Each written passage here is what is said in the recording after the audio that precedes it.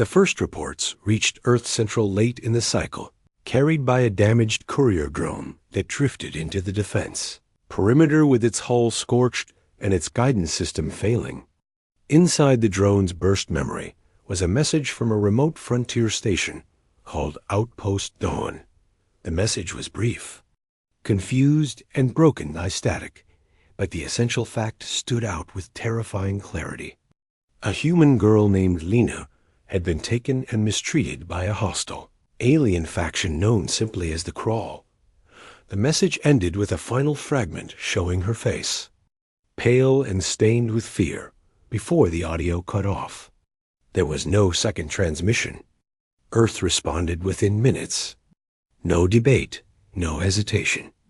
Any hostile power that mistreated a civilian, especially a child, triggered the highest alert code in the Terran Defense Charter. Commanders gathered in the secure chamber beneath the Capitol. Oversight officers studied the fractured message.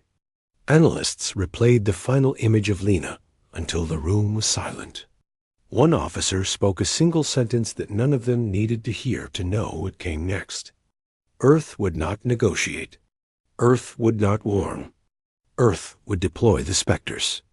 The Spectres were a rumor across the galaxy, a shadow whispered about in the bars of frontier ports and the bunk rooms of mercenary fleets. They were said to move faster than sensors could track. They were said to vanish into darkness without leaving a trace. They were said to be the result of a program so secret that only 9 officials on Earth knew the full details. To the galaxy, they were a myth. To Earth, they were very real. Trained from childhood, enhanced with discipline rather than reckless augmentation, and drilled until every instinct fused with strategy. The Spectres operated where diplomacy no longer mattered, and where conventional forces would move too slowly. When the alarm was confirmed, their commander, a calm and deliberate man named Rowan, stood from his seat without speaking. The Spectres moved the moment they received his gesture. They gathered their gear, sealed their armor, synchronized their communication implants, and boarded a silent corvette called the Nightbreaker. The ship left orbit without fanfare. Civilians on Earth saw only a faint streak across the sky and assumed it was a meteor. Only the defense network tracked its vector as it accelerated toward the coordinates from which the drone had come. The Nightbreaker reached the frontier sector 3 days later. The journey was long by normal standards, but short for the Spectres, whose training made time feel malleable. When they arrived, they found Outpost Dawn floating in darkness. The station lights were off. The automated signals were silent. A thin ring of debris surrounded the outpost like a fragile crown. Rowan ordered the ship to maintain distance, while scouts in black armor drifted across the void on silent thrusters. They entered the station through a broken hangar bay and disappeared inside.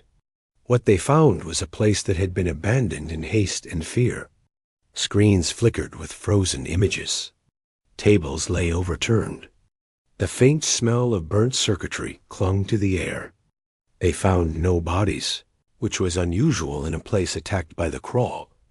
The Crawl were known for leaving destruction behind, not order. If no bodies remained, it meant the captors intended to keep their prisoners. The Spectres returned to the Nightbreaker and presented their findings to Rowan. He listened in silence and then called up the last known coordinates of Crawl raiding ships. The location pointed to a cluster of asteroids, deep in a region of unstable magnetic fields. The place was known to smugglers, but avoided by most due to the risk of sensor interference. For the Spectres, it was the perfect place to find a hidden base. The Nightbreaker entered the magnetic field under full stealth. All systems ran on low power. Lights dimmed until only faint outlines glowed along the corridor floors. Every Spectre on board moved with silent precision, reviewing the plans for infiltration and extraction. Their goal was simple and absolute. Rescue Lena. Neutralize any threat. Leave no trace. The asteroid cluster revealed itself as a labyrinth of rock formations drifting in slow cycles. Between the drifting stones sat a structure built of scavenged metal, shaped like a fortress, but held together with mismatched plates. It pulsed faintly with the blue energy signature of Crawl technology. A docking ring extended from its side like a skeletal limb. Rowan waited until the asteroid shadow drifted across the main hull, providing camouflage. Then he signaled the team. 12 Spectres, each trained to act as a single unit, departed the Nightbreaker and moved toward the base with gravity boots deactivated. They drifted like phantoms toward a service hatch near the underside of the fortress. The hatch opened with barely a whisper. Inside the station, dim red lights cast jagged shadows across metal corridors. The Crawl favored sharp angles and oppressive architecture. Every surface seemed designed to intimidate. Rowan led the team through the corridors, navigating with a map reconstructed from sensor pings and intelligence patterns. At each intersection, they encountered guards. The Spectres dispatched them with swift movements and without unnecessary noise. Their code required efficiency and restraint. Their objective was not destruction, but retrieval. Deeper inside the fortress, they reached a chamber filled with containment pods. Most were empty. A few held prisoners of various species, all unconscious. At the far end of the row, they found Lena. She was suspended inside a pod with her wrists bound by energy loops. Her eyes were half open, but unfocused. A faint blue glow shimmered around her, indicating a sedation field.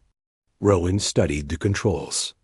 The pod was rigged with an alarm that would alert the entire base if tampered with. The Crawl rarely protected prisoners unless they had sinister plans for them. The fact that Lena was guarded so heavily made Rowan uneasy. While he studied the mechanism, a sudden vibration rang through the floor. The fortress lights shifted from red to bright yellow. Voices echoed through distant corridors. The Crawl had detected something. Rowan signaled the team to form a defensive circle around the chamber. He placed a small device against the pod's control panel and activated it. The device emitted a soft hum as it hacked through the alarm lock. Seconds passed with agonizing slowness. The fortress trembled again. Footsteps approached. The device flashed green. Rowan opened the pod and caught Lena before she fell. Her breathing was shallow but steady. He lifted her gently and signaled the team to retreat. They moved through the corridors, but the quiet approach they had used on entry was no longer possible. Alarms blared. Crawl soldiers poured from side passages. The Spectres responded with calm precision, forming a protective formation around Rowan and Lina. Plasma bolts hissed through the air. The Spectres blocked every shot with their shields. They moved as a single flowing force, pushing through the corridors toward the exit.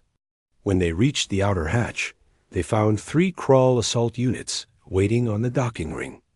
The Crawl stood tall with jagged armor plates and elongated limbs designed for close combat.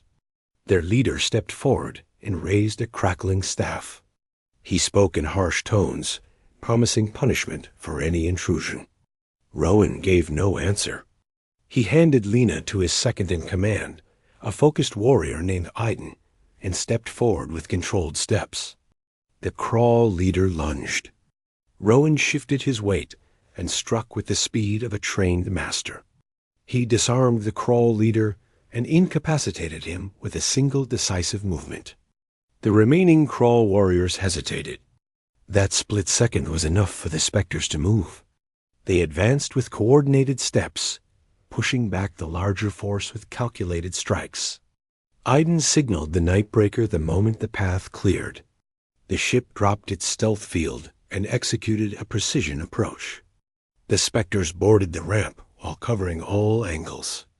Rowan was the last to step inside. As the ramp lifted, the Crawl fired wild shots that scattered harmlessly across the ship's armor. The Nightbreaker detached from the docking ring and accelerated away from the asteroid cluster with a sharp burst of power. Inside the ship, medical officers treated Lena with advanced equipment. She whispered a few words, repeating that she had been taken while studying plant samples near the frontier line. She remembered nothing after that. Rowan assured her that she was safe. He spoke with gentle clarity, letting her know that Earth had acted the moment her distress was detected. Lena listened with tears gathering in her eyes. She asked why Earth had sent such an elite team for a single person. Rowan answered with steady calm. Every human mattered. Every life held weight. Earth never abandoned its own. The Nightbreaker set course for Earth, but did not leave the region at once. Rowan ordered the ship to transmit encrypted data to Central Command. The message contained the location of the Kraul fortress, along with a tactical analysis. While the Spectres never acted as a blunt instrument, Earth would ensure the Kraul understood the gravity of their actions. Soon after the message was sent, 3 larger Terran vessels jumped into the region. They carried the authority of the Defense Charter. Their mission was not rescue, but deterrence. While those ships moved toward the asteroid cluster, the Nightbreaker continued its journey home. During the trip, Lena regained her strength. She spent time in the observation deck, watching stars drift by. The Spectres maintained silent watch nearby, ready to assist if she needed anything. She found comfort not only in their presence, but also in their quiet discipline.